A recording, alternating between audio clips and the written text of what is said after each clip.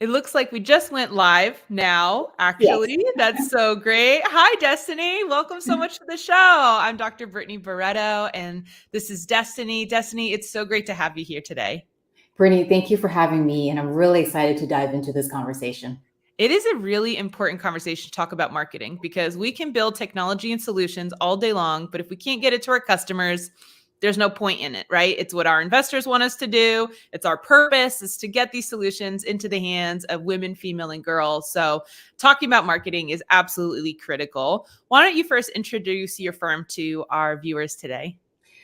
Hi everyone. I'm Destinee, and I am the founder, and I run Future Digital. We are a performance marketing agency, and we focus on the health and wellness sector with an increasing concentration and focus specifically on women's health.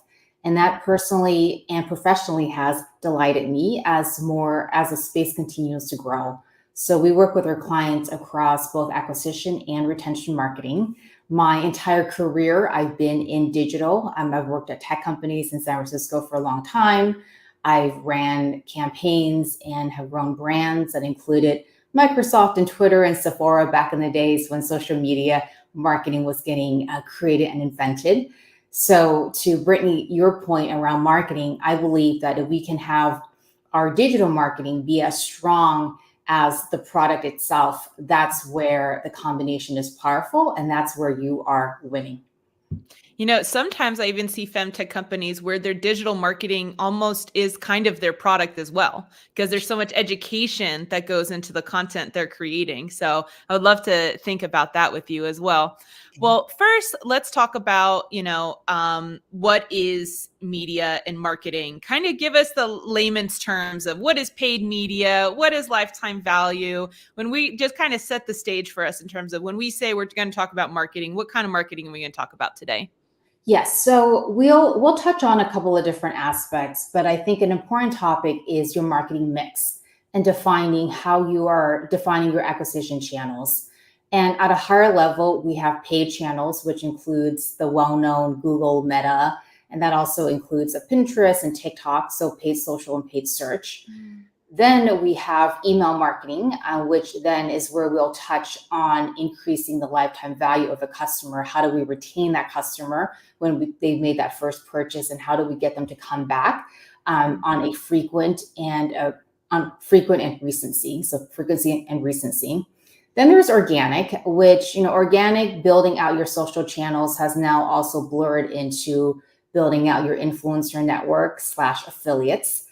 And so there are different channels when you're looking at your marketing mix. For us, we focus on performance, so paid channels and email marketing. And it's important for a company as they're looking and continuing to evolve to look at the full marketing mix, whether it's organic / SEO, influencer, paid, and email. Do you see any trends in influencer and affiliate marketing in women's health? And I ask this because we know that one of the biggest drivers for especially things like menstrual products is a referral from a friend. A woman is more likely to use the products that her mother uses. Yes. Moreover, another interesting fact I know about is a menstrual cup. Every woman who wears a menstrual cup in her lifetime will convert at least 3 other women to a menstrual cup. And so with that kind of caveat of women trust women, do you see that in your marketing for affiliates and influencers, that women convincing women is a really strong business model or marketing strategy? Yes, so we do see that referral-based marketing is valuable, especially when it comes to two things, and this touches on the education point that you brought up earlier. So when you're introducing an innovative solution in the market, whether you're the first company to introduce microbiome testing for babies, or the first period product for tweens, or the first natural vaginal healthcare solution, you are required to educate your customer base, because they're still having to learn about the solution, not only as a solution in the marketplace, but also for themselves. And so we do see, even if we're not focused on affiliate marketing as one of our core areas, that referral marketing is absolutely valuable. And the other thing we see is that ongoing education, so a full funnel approach when it comes to ads, and also heavily based educational emails is important in the women's health space, because a lot of the solutions are innovative, and you are, perhaps one of the first in the industry to establish yourselves. That's right. I can't wait for the next 10 years when we don't have to define these things as often. Every woman knows the difference between her vagina and a vulva, and Yeah, right. But exactly. Or educating around or having conversation around menopause or pelvic health, right? These are all still newer conversations. And the truth is, even 7 years ago, even solutions around egg freezing and a donor and fertility, that's still all relatively new in the landscape. That's right. That's right. They say women experience menopause symptoms on average for 3 years before they realize they're menopausal. And so part of this kind of sales funnel, what I'm hearing you say is we're educating them that they're menopausal, and that's why they need our solution that will help them. Exactly. And that's why one of the best practices that we employ, whether it's with ads specifically or with or if you're pushing it out on your organic channels, is to really emphasize the symptoms that that your prospective customers are experiencing, because they'll know if they're experiencing the itchiness or the discharge, or if there's eczema or potential allergies. They may not always know what that translates to, whether it's a solution or the condition. That's right. That's right. They may just think, well, this is my life, right? Maybe I've never been heard before in a doctor's office about it, or my mom had it, my sister has it, so it must just be a woman thing. But then you read an email subject line that's like, that's not typical, like you deserve better. You're like, oh, I didn't realize that. Exactly. Yeah. Well, running a company in general is complex and challenging, but what unique marketing challenges and complexities do femtech companies face? Yeah, so we've touched on one of them, which is education and being newer in the space and and in my view, pumping out a lot of content, creating a lot of content, even with ads, even with retargeting and or email, to really educate and connect with your customer. Oftentimes, because it is newer and the solutions are newer, women can often feel misunderstood, right? Or they can feel like they've had a misdiagnosis or they're feeling ignored. And so connecting and having them feel understood is important. Specific positioning is also important, especially for earlier stage. So if you're in earlier stage, what we have seen is that the more niche and the more specific you can get will help you build that reputation and build that community of customers. So I mentioned period product for tweens. If you're the first product or one of the first products for tweens, that's really important. And that is specific. Or testing or microbiome testing for babies. I mean, that is very specific. Over time, the product solutions will evolve and grow, but specific positioning is important to establish the foundation, to establish the business. In terms of messaging, we've touched on that. Symptoms, leading with symptoms is important. Messaging is also interesting because we're also aware that ad sensitivity and having ad approvals and getting ads taken down is something that we face. So being creative with your messaging, being mindful of the claims that you're making, testing and experimenting with spelling, and making sure that you have a good relationship built with the advertiser, and having a rep in place is also important to have the human eyes on it. I actually would love to ask you about the misspelling certain words so that it can get through. I've seen people, instead of saying sex, they say seg, with a G or something. How does one go about figuring out what, hashtags to use that are misspelt but are trending, and these things that it's misspelt. So how do you know which way to misspell it to catch on to the trend? Unfortunately, there's not a straight answer for that. And when our team is working through copy development and messaging angles, we are testing and experimenting. There isn't, I wish there was a playbook where we can just refer, okay, here's how you misspelled this word. Yeah, a little Fem Tech dictionary, a little urban dictionary, right? Yes, it's like, here's the words we're going to use so we can all momentously use them. Yeah. Yes. And then also there's testing with different formats, right? So with motion ads or with videos, are we able to frame the messaging in a different way that can get it approved? So I wish I had one answer for you. And the answer is testing and experimenting and being creative. That's right. Wow. Super interesting. What are some of the most common growing pains for femtech companies that you see? One of the things I see is balancing resources and priorities. So even if you are a funded company where you're a seed, Series A or Series B, there's always more you can do. And so as we're thinking about growth, the conversation has shifted in the last couple of years as we have seen, from growth at all costs to intelligent growth to efficient growth. So there's top line growth and also keeping our eye out on acquisition costs and also on profits. So with that, it's about how can we focus our priorities and our resources. Are we going to, after defining our acquisition channels, are we going to go beyond the two that we started with? Are we going to build out an internal team that will now focus on SEO and building out organic channels and content? And so that's something that I see as an ongoing conversation. Where do we focus? Is it really focused on the rebrand and testing landing pages? From our view, when it comes to performance marketing, we're looking at creative, we're looking at landing page efficiency, and we're looking at how do we manage the traffic and bring higher quality traffic. And I see this as an ongoing tension with where to invest, how to invest, so that we are experiencing efficient growth. That's really interesting because, founders' bloodline, lifeline is their funding, right? And so trying to figure out how to allocate it. For me, I think revenue is queen, right? So whatever you can do to increase your revenue, because it's going to increase the value of your company and increase investor interest in continuing to fund you. And also, what did I say in the beginning, which is our whole purpose is to create solutions for women. And so sales means that women are getting your solution, which is the whole goal. You actually mentioned something about content. And, I think a lot of people in the past have spent a whole lot of time making images in Canva and stuff. But now there's things like Dolly where you can provide a prompt and create content. How do you see AI changing how much effort is needing to be put into marketing creation of the text, of the images and stuff? Where is AI playing? My perspective on this is that it's still early. So AI and using tools for research and creating content is certainly something I'm personally and professionally experimenting with to see what the results are. And I believe that it's still early, and I'm treating it as we're in the experiment phase. So can we use it? Can we test it? And see what the output is. But I do find, even with our team, with editing, copy, and content, there's still a lot of reworking that is required. The other piece to it is learning how to use it in the way where you are being smart with your prompts. And I do, have talked to colleagues where they're getting more efficient with this. So the stronger your prompts are, the stronger the results will yield.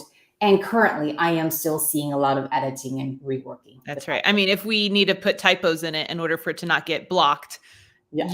AI is not providing you with those typos. Yes. One thing, I've recently used AI image generation for a consulting project where I was, asked to predict some products of the future. And it was a perfect opportunity to use AI image generation for something that doesn't exist yet. And yet what I realized was that in all of my prompts, I had to specify cartoon-like image versus a realistic image of a woman. And I thought, this is really interesting actually, in terms of, you using AI to create your images for marketing. There are certain boundaries in ChatGPT, and I can respect, I think what they're trying to do is they don't want, women in, potentially unflattering situations or positions and people using that on the internet, right? So, but you can ask it to create a cartoon-like version of a woman using the restroom, or a cartoon-like version of a woman adjusting her bra, but you can't have a realistic image. And I think that it's okay. So, wow, awesome opportunity to use AI. But also, if you're really trying to connect to the female consumer, I think that using real images is probably more impactful than all of these kind of cartoony. What's your feedback on that? Yes and no. We have tested more realistic images against more graphics. And I would say there's not a winning. There hasn't been a super obvious winning case. Like, okay, we're only going to use realistic images, especially with email creative. There is a bit of room to test.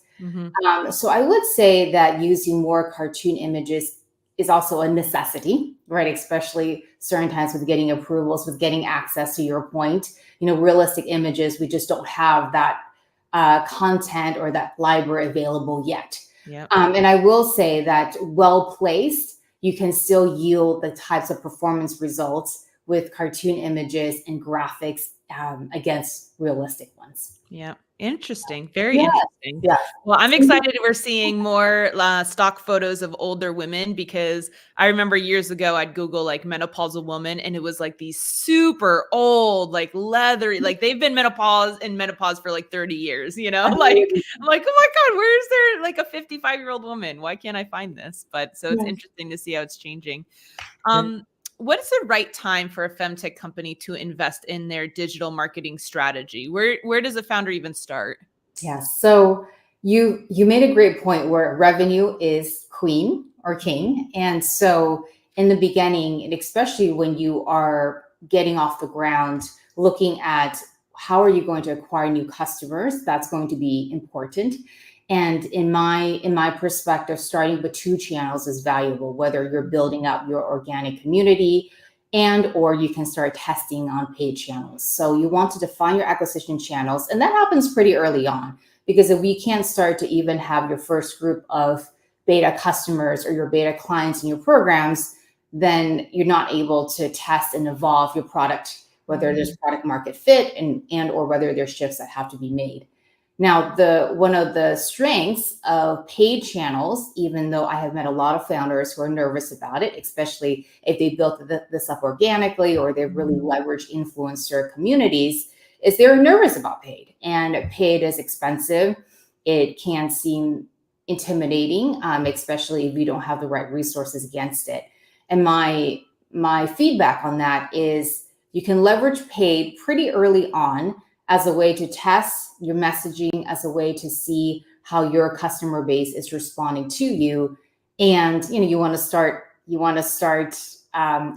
We're not talking about going out and just pouring a ton of budget.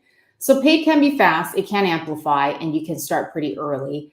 What is But the smallest, sorry to interrupt, but give me a number. What's like the smallest budget a founder could put in to kind of test something? Is it $5, $20, 200, 2,000? What is yes, that small amount? What do you mean yes. by So that?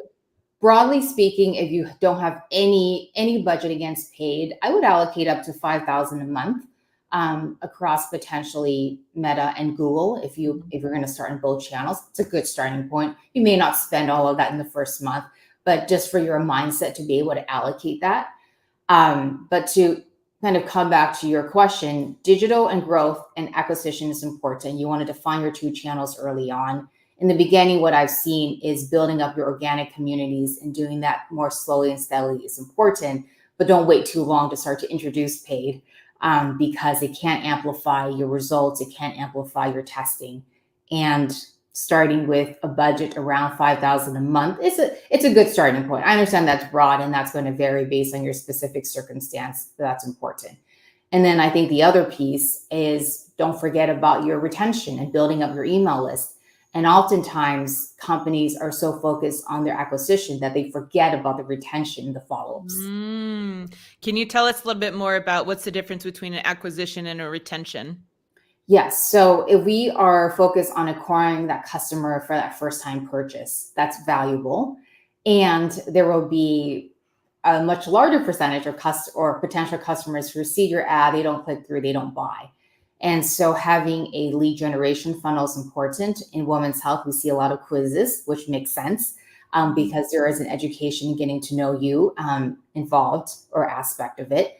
But capturing that email so that you can continue to build that relationship through email and SMS with that prospect is important.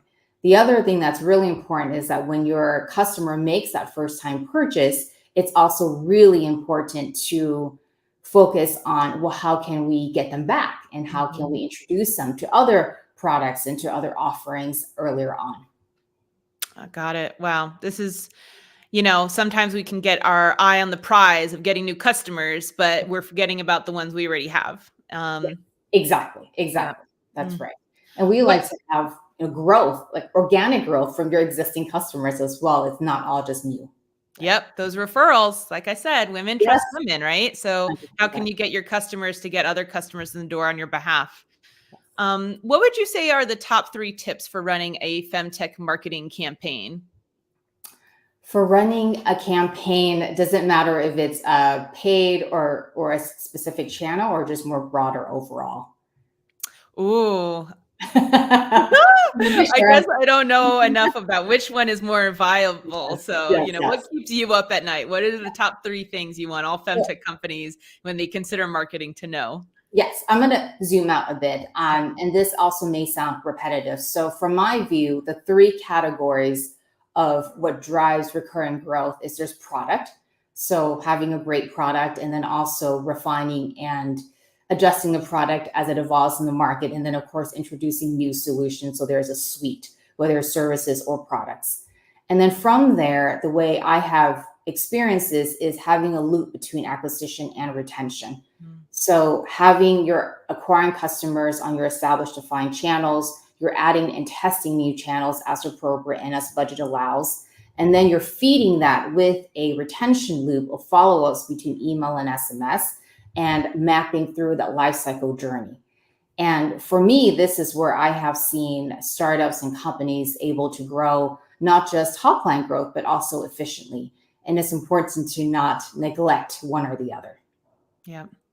Do Yeah. you find that there are certain channels that certain women use more? So, like a menopause company, should they even consider TikTok? But I've also heard menopause is really big on TikTok. Like, are there channels that you see some trends in? I like Google and Meta as a starting point because there is reach and there is scale there, and our customers for women's health are on those channels. With TikTok, more higher level, what we see is the price point does make a difference. So Mm, whether it's higher price point or lower price points for your products and services, if you are coming at a lower price point, it is a bit easier in terms of testing and running experiments on TikTok. And so I do think that's important. With Pinterest, building out a lot of organic content, especially if you're going to go into testing ads, is also important. And I would say that Google and Meta, there's a lot we can do there within those channels. yeah. And for Google, you just kind of break it down for non-marketing people, including myself, that you're referring to like being on the first page of Google, that someone, maybe is Googling a symptom or, is there something for a solution for this and that you're showing up? That's what you're referring to when you say Google? Yes, and I'm referring to running both branded and non-branded campaigns, in addition to taking advantage of Google Shopping as well. So Okay.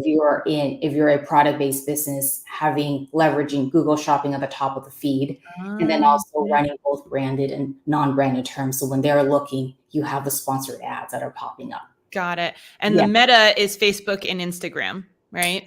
exactly. Got it. Exactly. Cool. Got it. And I see a comment here around Google search can be tricky and requiring a bigger budget. I agree with you. Agreed. And if we absolutely have to go minimum, that's where the 5,000 figure came up. Of course, if we can go up to 10, that's great too. But you can start to test and you can start to experiment. And absolutely agreed. And that's What just are get off the some bat. of Yeah, I'm so great. If anyone watching has other comments or questions, please drop them. Oh, yes. Yes, please. If anyone has questions or comments, please drop them in the chat. As we wrap up here, just a few more questions for you. I'm learning so much myself. This is so helpful. Where do you think most femtech companies are missing the mark when it comes to the growth stage? I think that this has been more of a mindset shift, because before it was growth at all costs, and a lot of companies were investing a lot in top line growth, and it was like, how can we acquire more customers and faster? And the mindset shift around where we also need to focus on our customer acquisition costs and how can we keep that efficient, that is valuable. And so the missing the mark is how can we continue to grow, whether it's every quarter, while keeping costs efficient, right? So there's Mm, team costs, there's media costs, and how can we leverage traffic channels to acquire high value customers, the right fit customers, versus just trying to get this out there. And of course, you want to reach as many people as possible, but we're really looking for that high value customer so that they continue to be in the community and they continue to experience other products and other solutions that you have. And so this is where, experimenting with creative and messaging is valuable. But that is really what we're looking at. It's not just traffic, but how can we acquire better customers? How can we acquire right fit customers? That's right. That's right. What are some campaigns in femtech or brands in women's health that you really love what they're doing? They're really doing it well. Yes. Oh my goodness, so many, so many. But what comes to mind, and I think, in terms of doing it well, is so a company like Thinks. I think that they're doing a great job with their creatives and with their angles and testing new hooks. I also like, from a retention standpoint, I think that, companies like Everlywell, where they have a lot of different products to put out there, they do a good job with like the emails that are going out and featuring the different products and being able to offer different solutions. But thankfully, what I see is that the marketing is evolving with the space. And it's really interesting to see some of the creative hooks and the angles that are out there, including UGC and testimonial content. Testimonial content. Yes, I've been seeing a lot of that as well. Yeah. That's awesome. Well, this has been so informative. You obviously know a ton about marketing in femtech, and we need it. We need to grow these companies. We have amazing products, and women need it. Are there programs or services that Future Digital has? Can you tell us about how people can engage with you? Yeah, so we are full service across paid media management and lifecycle marketing. So and typically when companies are coming to us, they're at a point where they are ready to grow and they're ready to have more resources against running their paid campaigns and or helping with their marketing automation and retention. So we will manage paid channels for you, and or on the lifecycle side, strategy, email, copy development. And we have a creative team that supports both ads and email. Perfect. Destinee, this has been such a pleasure. Thank you so much for your time today. If you are viewing this after the live, please continue to comment, ask questions. Destinee and I will be checking it and responding. Thanks so much. Thank you.